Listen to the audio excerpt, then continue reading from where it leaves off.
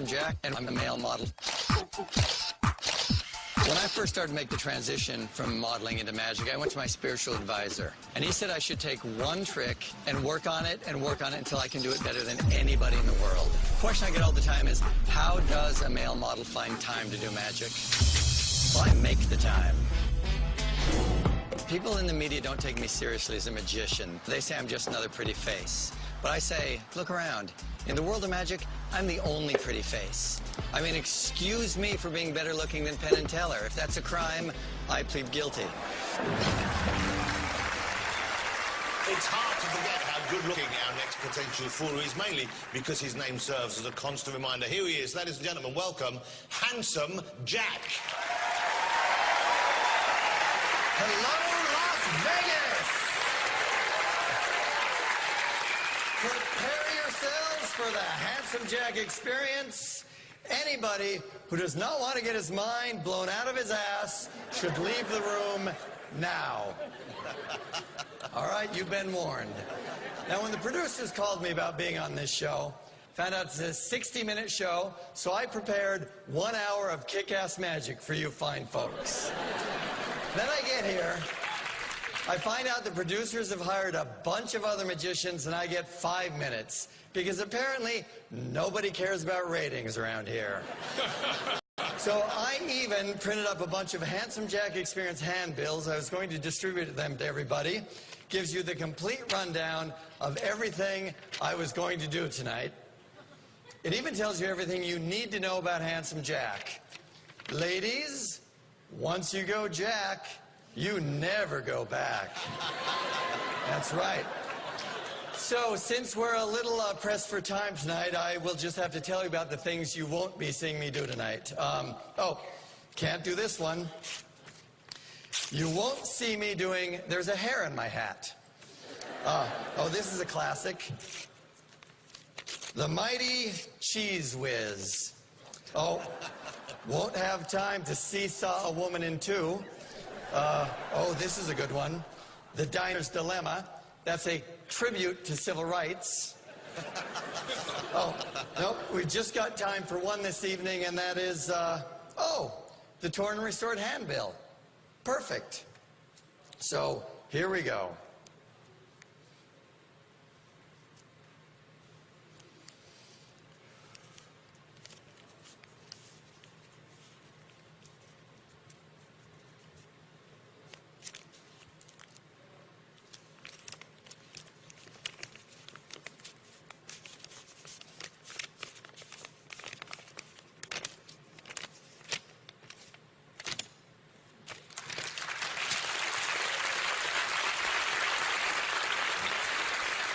You know what?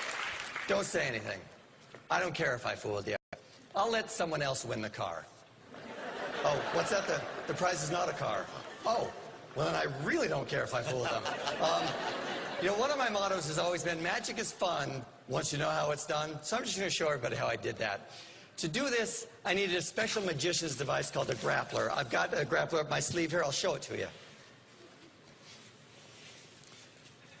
Now, I had an extra one of those handbills hidden inside the grappler. The grappler is a mechanical device. It shot the handbill out of my sleeve into my hand, and then it grabbed all those torn pieces and yanked them back up my sleeve. Now, it's mechanical, but it's not entirely self-working. It still requires what we magicians call misdirection. I'll show you the misdirection I was using. In fact, I'll tell you what, I will get up on the chair so you can all see the misdirection I was using. Do you remember I took all those torn pieces and I fanned them out like this? I knew if I was to do a very careful, deliberate action like that, you'd all be staring right up here. And while you were all staring right up here, probably none of you noticed when I went ahead and I dropped my pants. Now, once my pants were down, I was able to get my knees hooked together. And once my knees were hooked together, because of this cable that runs up my arm and down my leg, I was able to get this action going on. Watch, it starts down here and ends up over here. Watch. Yep.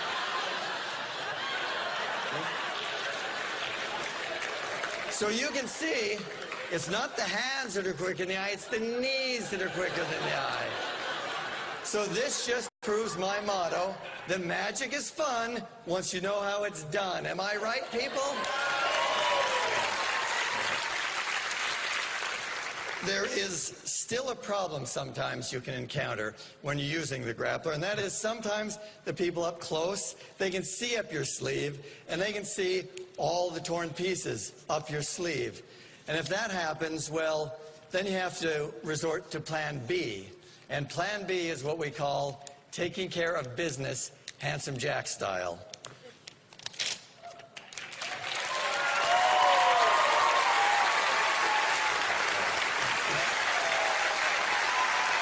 That is for you.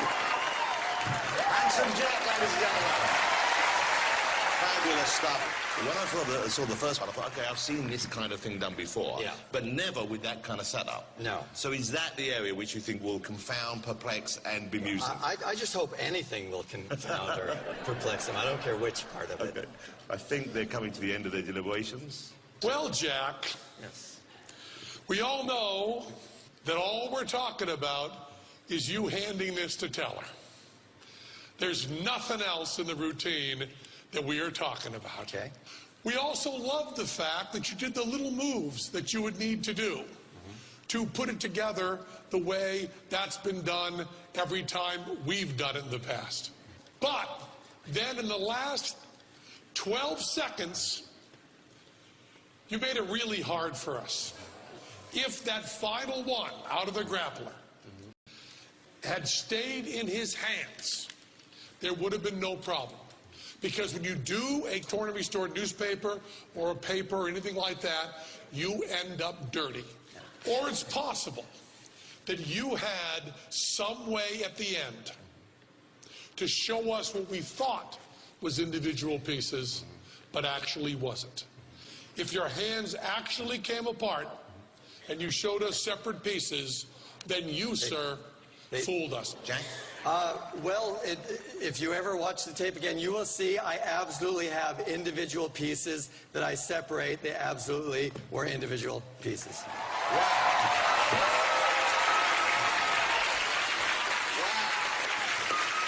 Longest in your false sense of security. Jack, it must be nice to be loved for something which isn't just your genetic good looks for once in your life. I'm not just another pretty face. There you go. There is your fabulous trophy. He'll be back here working with the boys on stage in Las Vegas. Incredible, wasn't it, ladies and gentlemen? Handsome Jack. He fooled them. Thank you so much. That was great, wasn't it? Great. Great.